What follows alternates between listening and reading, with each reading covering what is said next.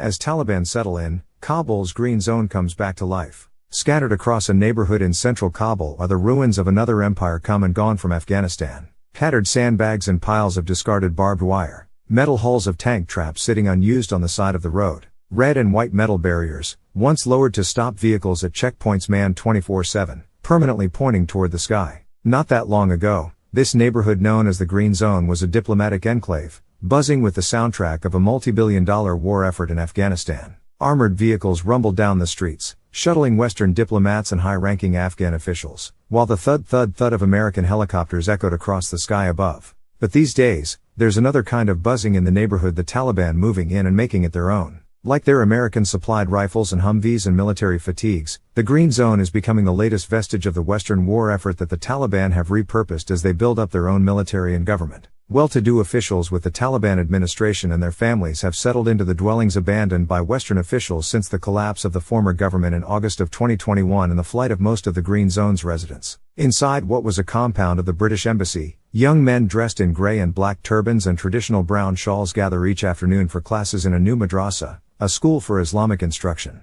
Security forces with the new government zip in and out of NATO's former headquarters. The neighborhood, and its nearly indestructible blast walls, have become a testament to the enduring legacy of occupation, a reminder that even when foreign forces depart, the physical imprint they leave on a country's landscape and national psyche often lives on, indefinitely.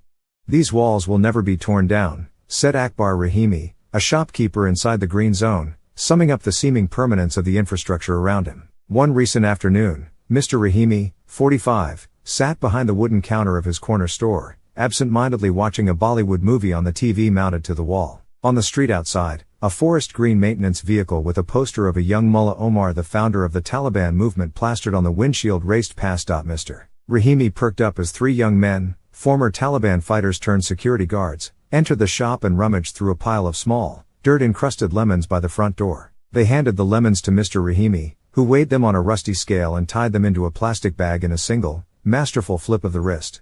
"We're buying lemons because some of our friends are fat. They need lemons to get thin and be better prepared for security," one of the men joked. His friends burst out laughing. Mr. Rahimi, unamused, handed them the lemons and took a tattered banknote in return. Mr. Rahimi remembers the old Green Zone and its former residents with a sense of nostalgia. Outside the neighborhood, the city was regularly torn apart by suicide blasts and targeted assassinations during the American-led war. But within its roughly 1 square mile radius, there was an intoxicating sense of lawfulness. White-collar Afghan employees in government offices and foreign embassies used to pour down the street outside his shop at 8 a.m. each morning as they arrived for work, and again at 4 p.m. when they headed home. For him, that reliable daily rhythm seemed to offer a sense of control, a predictability that had eluded Afghanistan for decades. There was order and discipline, he said, wistfully. For most of the 2-decade war, the Green Zone occupied a unique place in Kabul's collective consciousness. Once a leafy green upper-middle-class neighborhood with tree-lined streets, elegant villas and a grand boulevard, the area transformed into a dull gray fortress of 16-foot-tall concrete barriers. To some Afghans who could not enter it, the impenetrable void that sprawled across central Kabul was a source of deep resentment, an alien presence disrupting daily life. To others, it was a harbinger of the eventual loss of the war, a place where, despite Western generals' assurances about battlefield victories and milestones reached, the steady buildup of blast walls and barricades offered a more honest assessment of the West's failures to curb the Taliban's reach. When the Taliban took over Kabul, they initially eyed this concrete slab of the city with suspicion.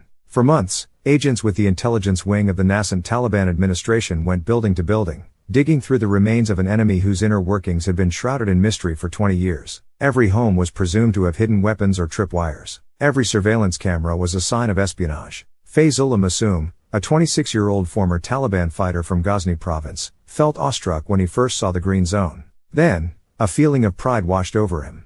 "I said to myself that our enemy, with such defenses, blast walls and security cameras, barricaded areas and fortified buildings, were finally defeated by us," he said. "We were always in the mountains, forests and fields. We only had one gun and a motorcycle."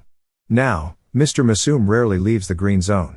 Soon after the Taliban seized power, he assumed a new post as a security guard at a checkpoint outside an office building. One recent afternoon, he sat on a concrete barrier with 3 other guards at their post near the former Italian embassy. The men passed around a bag of chewing tobacco as pickup trucks and armored cars carrying officials with the Taliban administration pulled up to the metal barrier. They beckoned for the drivers to lower their blackened windows, looked around the inside of the vehicles and ushered them through the gate. As I turned to leave, Faizullah asked where I was from. When he heard America, his eyes grew wide and mouth dropped.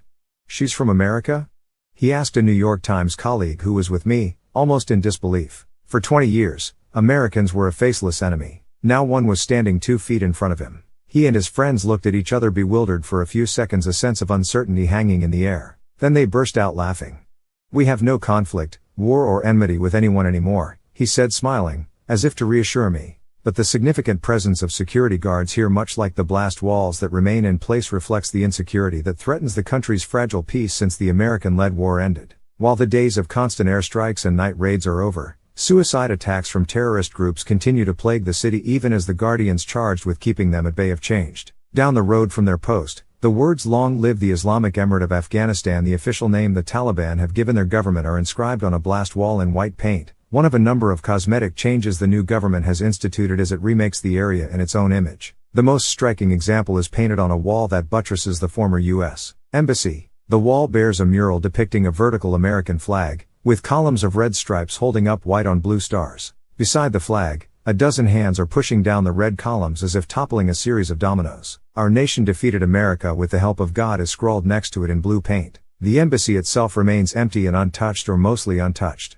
Affixed to the towering metal and barbed wire gates is a metal plaque painted with the emblem of the United States, a bald eagle, wings outstretched, an olive branch in one talon and 13 arrows in the other. Over 24 bullet holes have chipped the paint. Safiullah Padsha contributed translation from Kabul.